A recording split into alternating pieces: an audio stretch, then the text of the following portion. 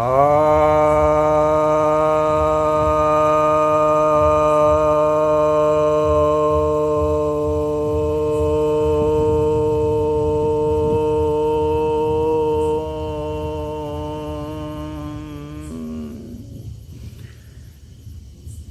भक्तजनों को सब प्रेम नमन।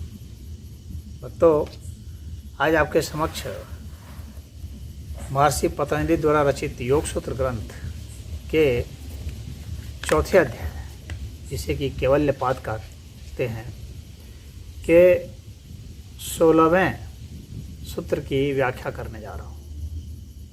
यह 16वां सूत्र कहता है, न च एक चित्त तंत्रम वस्तु तद प्रमाणकम तदा किम स्यात्। अर्थात जो वस्तु है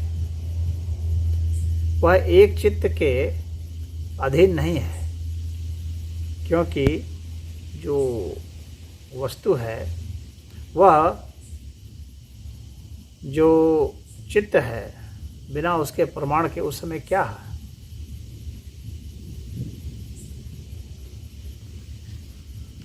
अर्थात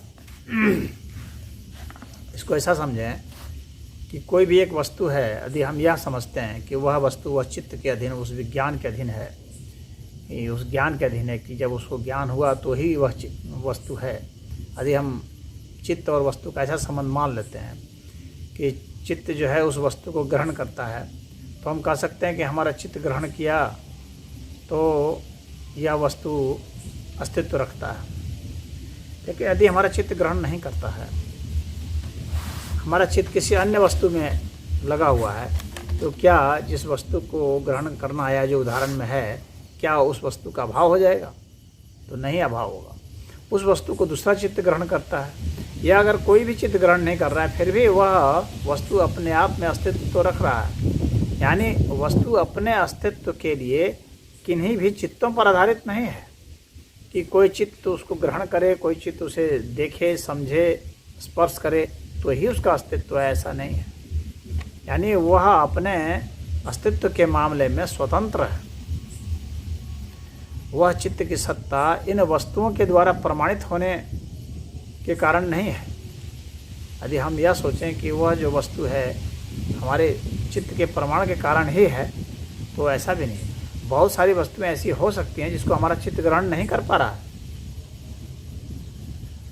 तो वे वस्तुएं उपलब्ध होंगी। हो सकता है कि उसको हमारा चित्त ग्रहण नहीं कर पा रहा है, उसको मशीनों के द्वारा ग्रहण किया जा सकता है। बहुत सारी चीज़ें हैं जिसको कि हम नहीं सुन, जैसे कि मान लीजिए कि ध्वनि की ही फ्रिक्वेंसी है, मनुष्य जो है 20 से 20,000 हर्ट्ज फ्रिक्वेंसी तक ही सुन पाता है ध्वनियों को। इसका मतलब यह नहीं है कि अल्ट्रासाउंड नहीं है या इंफ्रासाउंड नहीं है। तो ये सब भी हैं, क्योंकि मशीनों ने ग्रहण करके बतलाया है। तो हमारा चित्त ग्रहण कर ले, हमारा दिमाग इसको ग्रहण कर लेता है, हमारी इंद्रियां इसे ग्रहण कर लेती हैं, उसी का अस्तित्व है, उसी का सिर्फ अस्तित्व है, यह नहीं कहा जा सकता है। तो वह चित्त जिसको जो कि ग्रहण कर रहा है, यदि उस किसी वस्तु ग्रहण नहीं करता है, उदाहरण के लिए अभी अगर हम अपना पीठ नहीं देख पा रहे हैं, तो ऐसा नहीं कि पीठ का अभाव हो गया। तो यदि कोई ऐसी वस्तु है जो कि आड़ में है, जिसको हमारा चित्त ग्रहण नहीं कर रहा है, इसका अर्थ यह नहीं है कि वह वस्तु अभाव में हो गई, क्योंकि उस वस्तु का अस्तित्व अन्य के जरिए भी प्रमाणित हो जाता है। जैसे मशीनों के द्वारा प्रमाणित हो जाएगा, अन्य जीव जंतु उसे देख रहे हैं, समझ रहे हैं, वह प्रमाणित हो जाएगा। या हमारा ही चित्त किसी अन्य समय के संदर्भ में उसको देखेगा या महसूस करेगा, अनुभूत करेगा, अन्य इंद्रियों से, सुन करके, गंध से, स्पर्श करके या चाट करके, तो उसे महसूस होगा।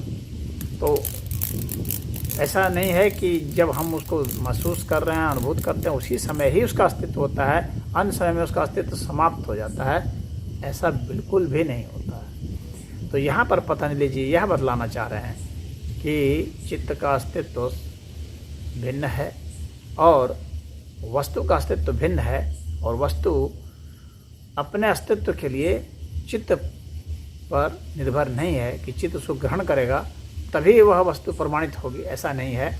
वह वस्तु प्रमाणित होती है स्वतंत्र रूप से भी। यही यहाँ पर उनका कहने का तात्पर्य था। तो इस सूत्र में इतना ही। ओम।